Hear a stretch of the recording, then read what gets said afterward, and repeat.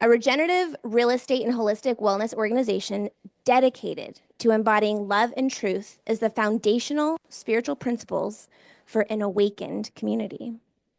A former Fortune 100 executive and successful real estate and private equity entrepreneur, Robert once thrived in the material world until a profound spiritual awakening in 2015 activated his intuitive gifts and claircognizance and clairsentience, setting him on a radically different path. Today, he stands at the intersection of celestial wisdom and real-world transformation.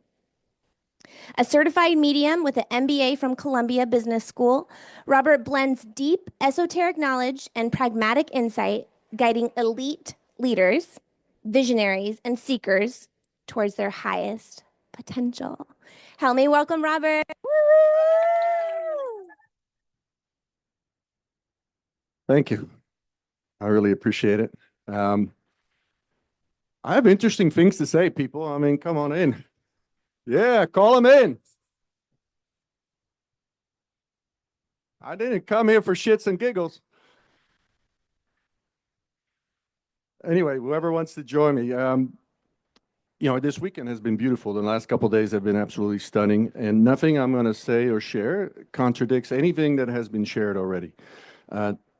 Everything has been absolutely profound and beautiful, but I am going to take a little bit of a different tack. And I'm really big on embodiment. And I've gone on a long spiritual journey since 2015 when the universe decided to wake me up against my will, I might add.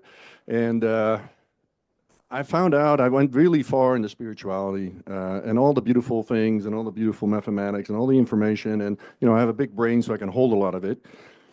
But I discovered that if you don't integrate it, if it doesn't go into embodiment, if it doesn't change who you are being, how you are interacting with this world, then really, you're wasting your time, right? It's all about embodiment. So today I really want to talk about embodiment, and I'm going to kind of angle it to leadership, and I'm going to angle it sort of directly at men. But at the same time, I want all the women to know that this really, really applies to you as well, because I'm going to land on something I call fatherly love. So here we go. Whoa. Where do I point this? There? Oh, is it not on?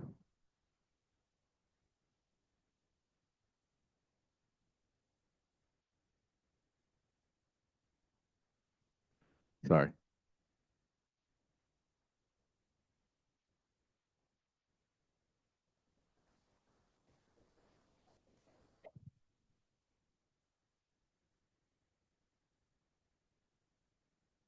Well, I don't need the slides.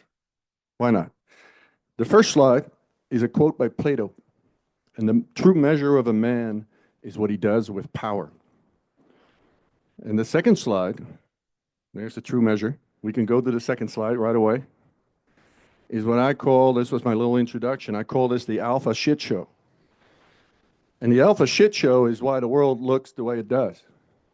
Because this is mostly men with deep wounds and low self-worth that are extracting, exploiting, and hijacking this world, right? And this is all in 3D world, and there's a book here I wrote about it that I just published. But this alpha shit show, this was me. I was out there, and the whole world was applauding me. And everybody said, you're fantastic, you're such a leader, and my LinkedIn profile was fantastic, and the millions were running in, and I was a player, and I got lost. I got lost in women, I got lost in money, I got lost in power, and all of those are the greatest aphrodisiac for a man that's really wounded. And then the way the universe woke me up when I got to the top of the mountain. I made all the money. I had the beautiful oceanfront house. I had the beautiful kids and the toys and the cars. And I was completely disillusioned because it didn't make any sense. Because I had lived the dream. They told me that if you get there, you get to that place, then I will be happy. Then I will be complete. Then I will be full. And I couldn't be more empty. I had sold my soul on the way. And this sort of started this long process, and the universe in a beautiful 10-year spiritual laundromat, stripped me naked of everything I ever owned and everything I ever was. I lost my money. I went through divorce. I had a hurricane wipe out a business. I had permits that didn't come through, business partners that robbed me blind. And I sort of came to my knees at some point. And I just had to face myself. I had to face the wounds. And this is really where this sort of realization came from. Can we go to the next slide? This is my daughter, Lana. And I had this profound spiritual awakening in 2015. And I was going, I still had a little bit of money, so I went to every retreat. I hired every guru. I read every book under the sun. And I was in this retreat in Mexico. And as it goes with these sort of retreats, you know, it was 90% women and 10% men. And half of the men were probably, you know, gay. And not that there's anything wrong with that. But I find myself, and this was a trauma retreat. And I find myself sitting there with these beautiful, beautiful people and these beautiful souls. And one woman after another was explaining how they had been abused, molested, how they had been violated in so many different ways. And it completely cracked me because I realized that even though I had not raped or did any of those things, I mean, I had abused my power. And I had done that to them. And I had this realization, which was like, it's hard to explain because it's so simple. Because my daughter at the time was about 6, 7 years old. And I had this profound realization that every woman in the world is someone's daughter. And when you're a father, any fathers here? When you're the father, and I have 3 beautiful kids, and I have 1 daughter, you know, when you really step into fatherhood, you understand that what's your job is to take a bullet, to protect, to covet that, to reference that, to treasure that. And I just had this profound realization, which sort of led into this next realization, which is the next slide. And I promise it's going somewhere.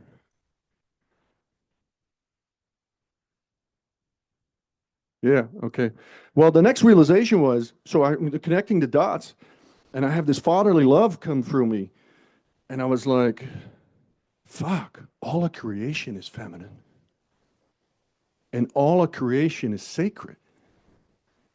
And here I spent my whole fucking business career trying to just extract money and extract power and fame and glory. And, you know, I would build shit everywhere. And I would pretend I cared about all these things, but I didn't really care.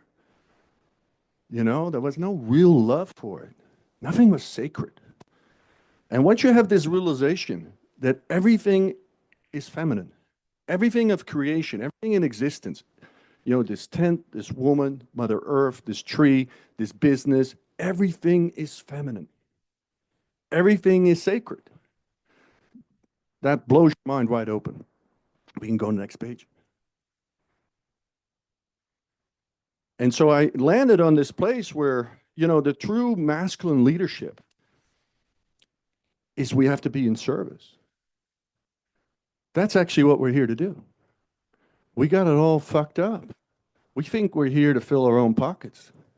We think we're here to, you know, to be great and be a player and be a power broker and have a big account and a fast yacht. And, you know, if this wife doesn't work out, we'll swap her out for a new model. And, you know, we just have this consumerist attitude when we don't have this realization. And actually what we're here to do is to be in fucking service. And this realization will change you as a man. It will change you who you are. If this really lands deep inside of you, you will start embodying what it really means to be a man in this world. And this is not just your wife and your daughter. This is every woman, every person, every piece of nature, every business, everything is sacred. And you're here to protect everything. Every man has a benevolent kingdom, I'm convinced of. And your circle might be large and your circle might be small.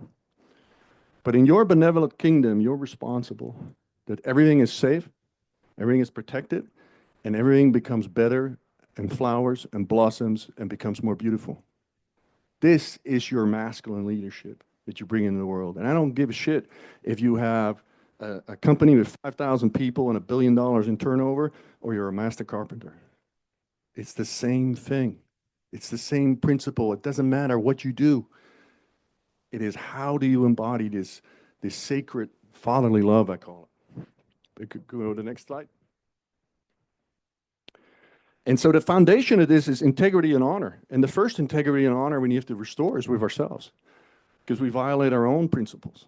You know what you say? We're about all sorts of things and we have all sorts of rules. And then life happens. And we take a little shortcut. And we do this business deal we know we shouldn't be doing. And we're doing this little cute thing because we can get away with it. And we're cheating a little bit on our taxes. And you know, this little text over here, she's not going to see that, so it doesn't matter. I can flirt a little bit over here. I can leak a little bit over there. So this first integrity and honor for all men is you have to restore it in yourself. You have to hold yourself to the highest principle. You have to embody this. Because guess what? Everybody can feel this, actually. Actually, you know, when you walk into a room, you are a man of integrity and honor. That room feels it. And when you sit in a meeting and things are being discussed that shouldn't be discussed, you just have to sit there. And your energy will resonate in that room, and it will change what happens. All you need to do is be. There's not a lot of doing here. It's who you are being. Next slide, please. So how do we get there as men? And I call this the feminine integration. I talk in my book about the sacrilege of the feminine principle. You know, for the most part, for most men, their heart is closed. And we're taught to have it closed. But the heart has it has 40 billion neurons. It is a huge center of intelligence. It's our portal to upstairs. And it has a language. And the language is intuiting, sensing, feeling, and direct knowing. But these are whispers, right? We have to get out of our mind and get into our heart. And one of the biggest challenges that we have in the world today is that men still don't feel enough. When you look at the world today, you should feel all of it. Your heart should be wrecked every fucking day because of what's happening. But because you're a man, you can hold it with order. Your job is to feel all of it and still stay in order. But you got to feel all of it. Otherwise, you cannot overcome it. You cannot rise above it. The intelligent, the heart, the female intelligence, this is the number one thing that I think is activating within men that are rising into true masculinity. This heart needs to be activated. You have to feel the whole world. You have to feel everything. You have to feel her, the world, what's happening. If you can't feel it, you can't change it. You can't heal it. Next one, please. So the masculine is an archetype, and I call this the fatherly love. So, you know, when we're lost in our mind, we're in an extractive mode, and this is gift to self. Everything we fundamentally do is, you know, I'm doing it because I'm giving to myself. So if you're in business and you want to make $1 million, and you put a little coaching business together, and you're pretty slick on Instagram or something, and you can sell it, you just gave yourself $1 million. You extracted something because it came from that place. You know, Preston Smiles said yesterday, money should be a byproduct. Because the real question for every man, and to women as well, but for every man here, is what can I give of myself? What can I contribute? And let the byproduct be $1 million. What wisdom can I share? What can I give to this person? And then this heart and the feeling, you know what I see a lot in the coaching business, I know there's a lot of healers here and maybe high-level coaches.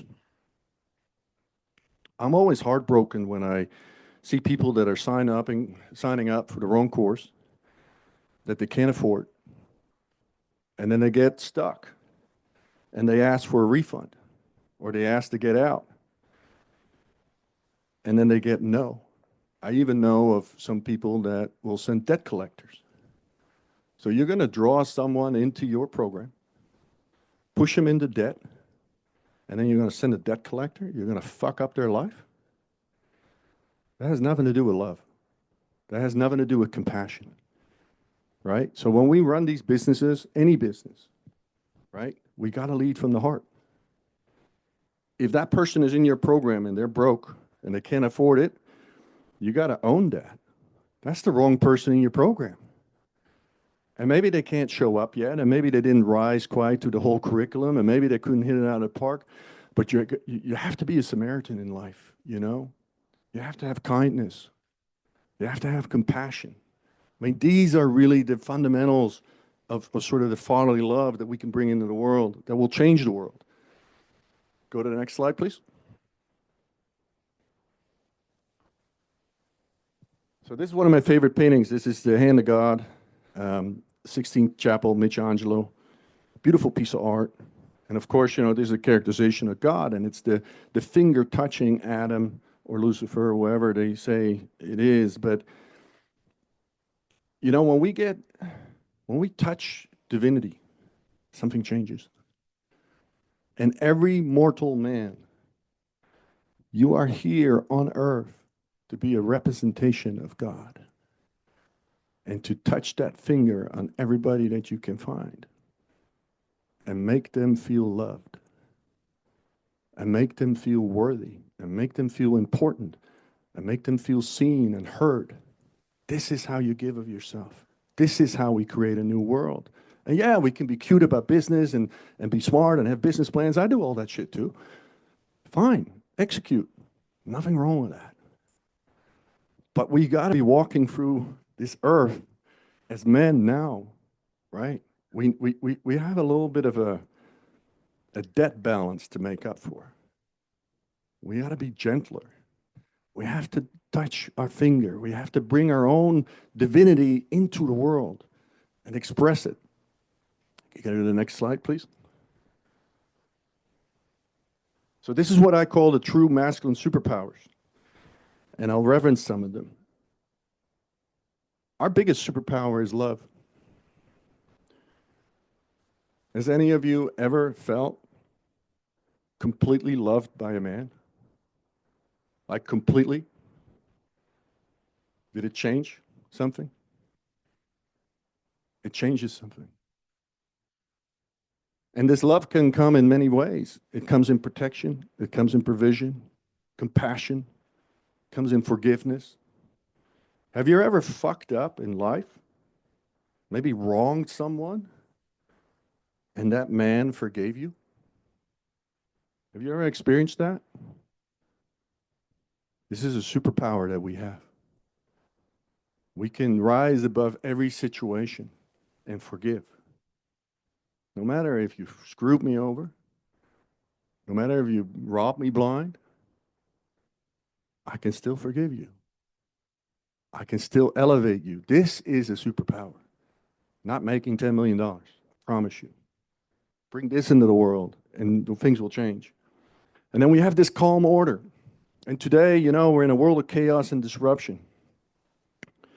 Can you just be calm?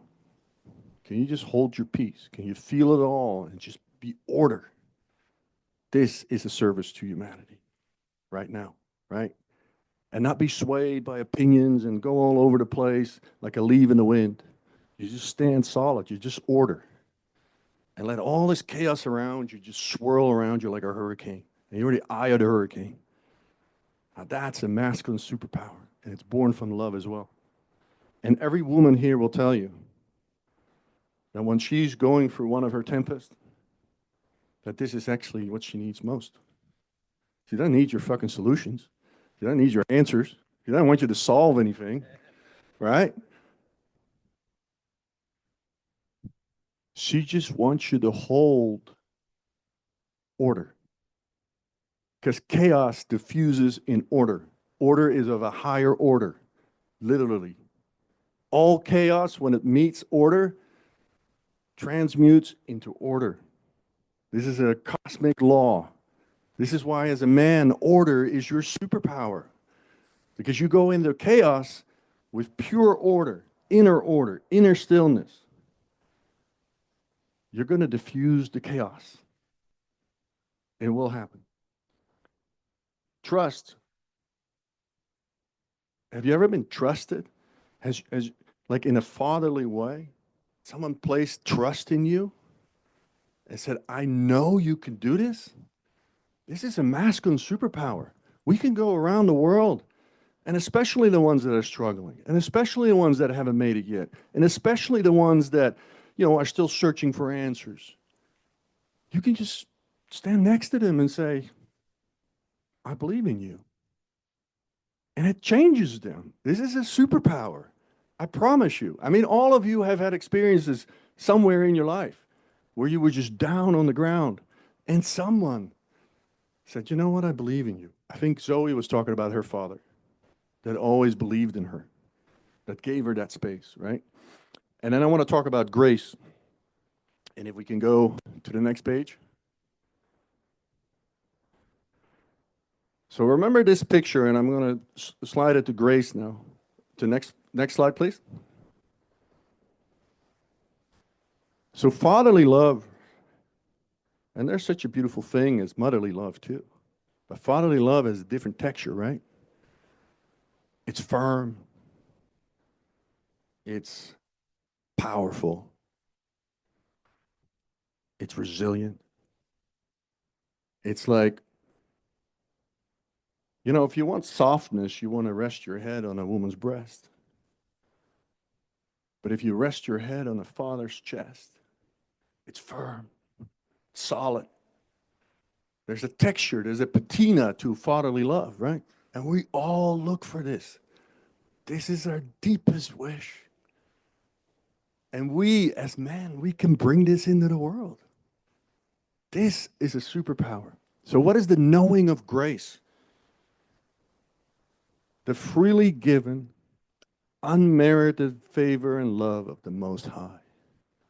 This is God's love. This is what we're all seeking. This is Valhalla. This is Samadhi. This is it. And we as men, we have this in us. I promise you, every single man sitting here, and of course women as well. But I'm inviting the men. Bring this into the world. Wherever the fuck you go. Make the money secondary, make the power, the fame, all those other shit. It's all fun and games. We can frolic with form and matter. We can build businesses. They're all sandcastles that the cosmic ocean of time is going to wash away. Everything you build in this 3D world is bullshit. It's all going to go away. This won't. Because it will change the arc of someone else's life if you can bring this into the world. And so for all men here, and there's amazing men sitting here, this fatherly love, whether you're a father or not, you have this in you. And this grace is what builds the new world. This grace brings us to an awareness, an aperture that opens up where we see the higher order intelligence solutions that become self-evident. Because at a lower awareness, a lower level of consciousness, you can't see it. But at a higher level of consciousness, when you go to grace, this all opens up. And this is what transforms the world. So I firmly believe, as much as men have mostly fucked up this world, this sort of masculinity is actually the fucking antidote. This is the answer. Men rising to be in service. Like a father. Like I would take a bullet for my girl and for my boys. And I will do anything for them. I don't care what it is. I will go hang sheetrock. I will crawl through dirt. I will do anything for them. Because I'm in service to them.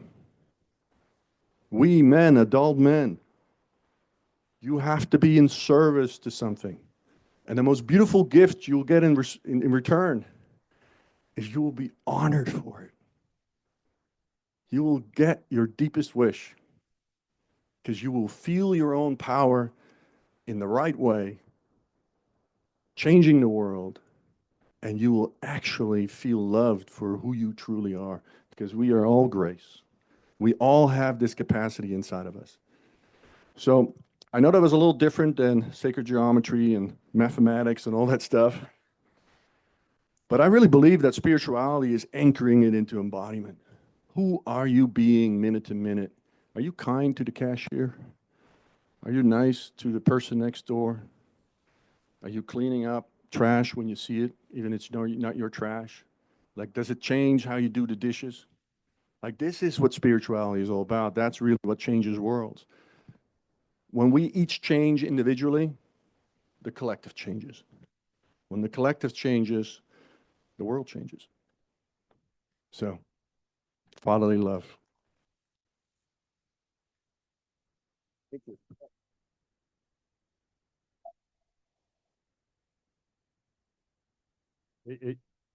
Amazing. I can say that we did the breath work together with Gerald. Was anybody in that? Just me? Okay. Um, and we were holding hands, and I didn't know his name. He was sitting in front of me. I was like, "You want to hold hands? We're doing this thing together."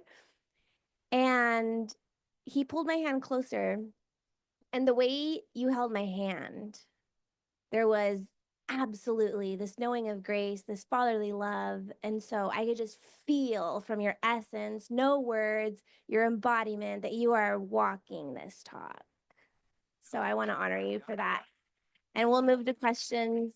Um, thank you, Javier, for being our my friend. Michelle? No hard questions, Michelle. I know you. You're going to trip me up. I'm curious about your father and what woke you up to a deeper understanding of, like, was there contrast in your life to grace? How did you uncover the importance of it? How much time do you have? First thing off the top of your heart. No, I have to sort of set the context. So my father, I was born and raised in Holland, actually. I lived there the first 21 years of my life. And handsome. I thought that's what you were going to say, right? And so I was born in Amsterdam, and my father was a product of World War II. He was born in 1940. In 1943, his father was taken by the Nazis to a war camp and never returned. And he had Nazi soldiers in his house when he was 4 or 5 years old. And you know, obviously, Holland was wrecked. So his next 10 years, his formative years, sort of developing a sense of reality, was a war-ravaged Holland where there was poverty. He didn't believe in God. He just believed every man fends for himself. That was his world. That was his reality. And he was really good at it. And he came from, you know, sort of the wrong side of the tracks, but he was a self-made man and was a very powerful CEO. And he told my mom in 52 years he loved her twice. This was one stoic motherfucker. He had a hard time expressing his emotions. And it was never good enough. I was the third of 3 sons. And I just remember my whole life, it was just never enough. You know, I was a tennis champion. I played national field hockey. You know, I graduated summa cum laude from Georgia State. I went to business school. I paid for it myself. You know, I was top 10% of my class. It was never fucking enough. And that was the wound. Because all I wanted him to tell me is that he was proud of me.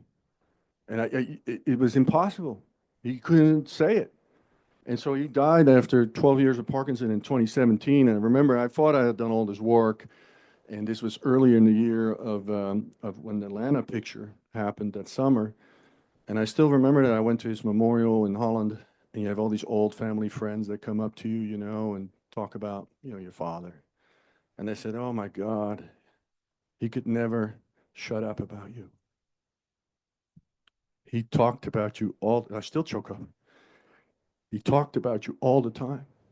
Every win, everything you did, he talked about it. The guy couldn't shut up about it. And that night, I never cried so hard in my life. Because that's all I ever wanted to hear. And he couldn't tell me. And here I had gotten to this realization that that had made me what the world celebrates, but really a fucking monster, right?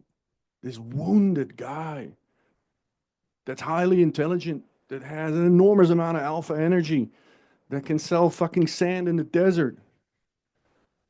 Yeah, you put me in a high level environment where there's hundreds of millions of dollars going around. I was flying around the world. I was doing all this big business, and I was so fucking good at it. Right? But I could never get what what I wanted to hear. And so I fucked up marriages. I had mistresses and prostitutes and coke and alcohol, and I tried every which way to numb it. Until in 2015, I flew back from Bogota. I just sold my business. And I was on the plane back, first class, glass of champagne. And boom, fucking crown chakra blows open. I had no fucking idea what a crown chakra was. This claircognizance comes online, and I suddenly start knowing things, feeling things. And I was like, what the fuck? And nothing made sense anymore. But it took me years to delve into this wound and understand it. And I think many men have a father wound. I'm not the only one. Most men are wounded, deeply wounded, right? And then we express that into the world. And so self-healing starts with feeling. You have to feel your wound. You have to be able to see it. And there's beautiful tools, you know. There's sacred medicine. I've done so many bogas and plant medicine and everything under the sun. I've tried all of it, right? And I think all of it is beautiful. And I think you should do it. But they're all tools. They're just vehicles. They're vessels. They're passageways. And there's 100 million of them. And you find the ones that work for you. But the place where you want to end up, the place of the mystic, I call it, is where you're just fucking in tune and you feel it. And when you're there, you don't need the tools anymore. You can still use them sometimes, but you don't need the tools anymore. Oh, sorry. Yeah, I can hand it to you Oh. after. Hi, you again. Hi, thank you. Thank you for bringing this conversation forward. I feel hope for humanity that we're having this conversation, especially because you can feel the way that men are waking up. They want to do good in the world, and they feel the push pull of like, I don't actually know how to be. Can I open your door? Can I not? Should I pay? Should I not? And I just feel this energy, this frequency, this transcendent leadership you're bringing forward is really powerful. The question I have is around women's role in supporting men during this process. How can we be of most support during this transition where men are coming into deeper embodiment, this heart knowing, this heart intelligence, and bringing that forward in the world? First of all, let us open the goddamn door. Let us get back to chivalry. I open the door for my daughter, and every time she tells me, you don't need to do that, Poppy, I say, yeah, I need to fucking do that. That's my job. Every woman that steps in my car, I open the door.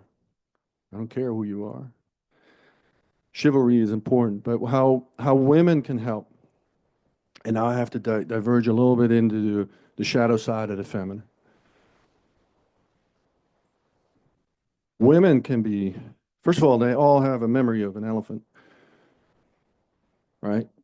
Which is really, really fucking hard because we as men tend to forget like 5 fucking nanoseconds.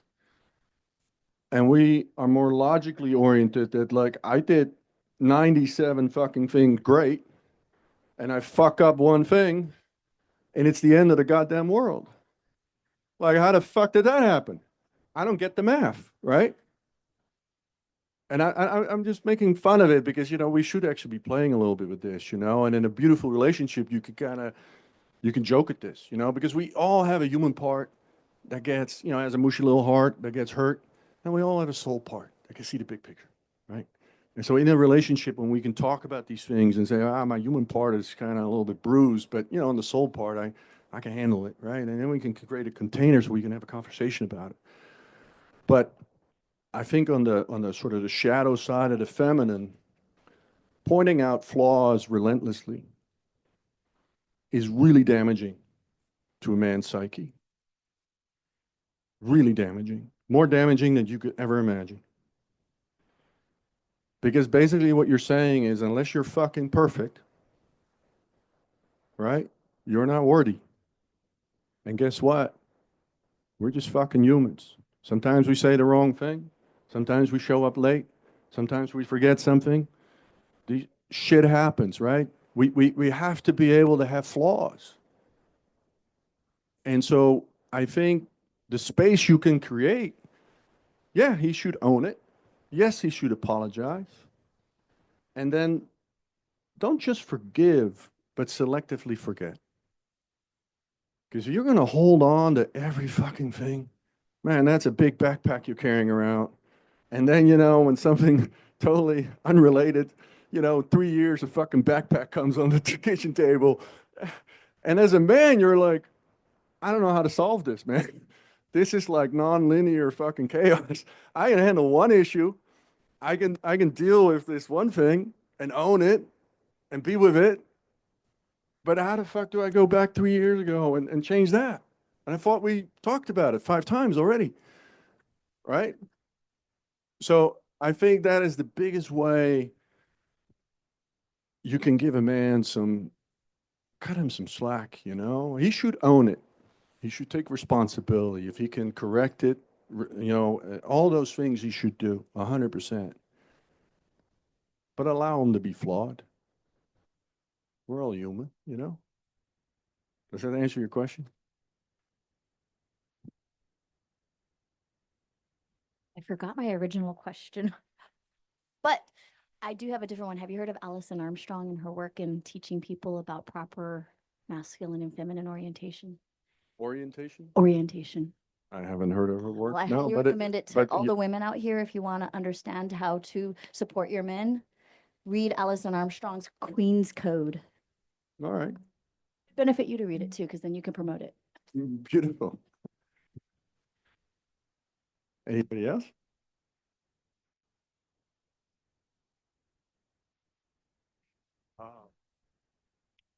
My Arcturian friend. This is very No. Before you start. What? So she thought I was Bob, the Arcturian bird that she wrote about in her book, because we did an exercise together, Yes, right? it's true. And I can vouch for the masculinity and the power and the strength and the foundational frequency that transpires from this man, because I also did the Queen and King and Queen activation, and he was holding my hand, and I've never felt this safe in my entire life, and I've never felt this seen and this accepted and allowed to be whoever the fuck I am. So thank you. Thank you. But now I have a question for you that would maybe help all of us women in the process of connection with a partner. One of the things that I know of that men do not want from women is to be controlled, to be criticized, and for us to close. In other words, nothing, but there is always something. How do you deal with your partner, with your lover, whenever she closes? If she does.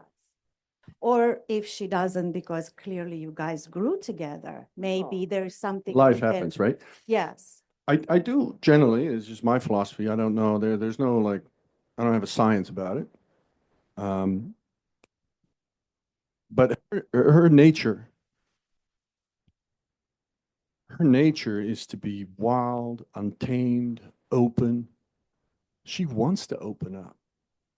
And a woman's sacred fuel source is love.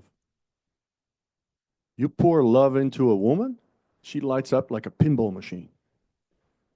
And the first question as a man I feel you should ask yourself when she's not lit up is, can I pour more love into her first? I not even talk to her, not even ask her what the fucking problem is. Can I just pour more love into her? And I feel a lot of problems get solved that way. A lot of problems get solved by a big firm hug and just being there. And I think the worst thing we can do as a man is to turn our back. When we turn our back and we are not willing to be in the uncomfortable and hold the order and stand and take the fucking arrows. We're supposed to take the arrows, you know? We're built for that. Because when she knows that she can fire that at you, I promise you, she has no choice. She's going to run out of fucking negative energy and she's just going to fucking open right back up. And that she might be doing it 5 times in 1 minute. And she might have 10 different emotions at the same time that we will never understand.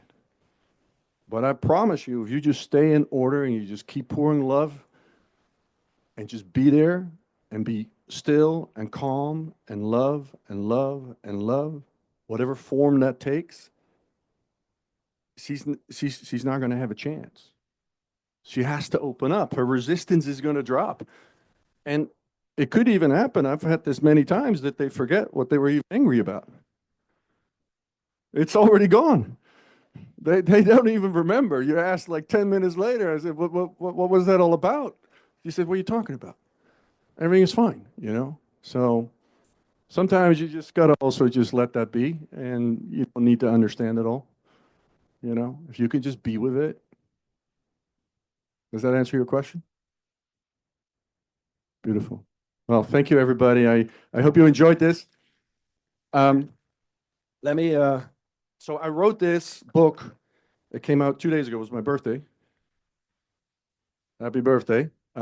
This is free into perpetuity on an e-copy form. There's 2 little flyer things. You can go on my website. You can get a free copy.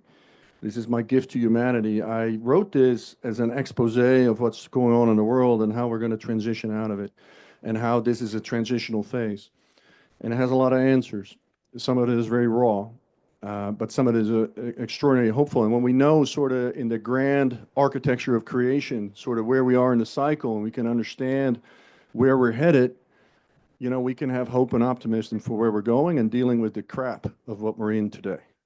So this book is available for everyone. It's also on Amazon, but a free copy for anybody, and share that link far and wide if you think it's worthwhile for people. It's just my gift. I wanted to share. It came through me. I wrote it in 2.5 weeks. Like Jackson said, sometimes when I write, I get very productive. So thank you. I appreciate everybody here. Thank you so much.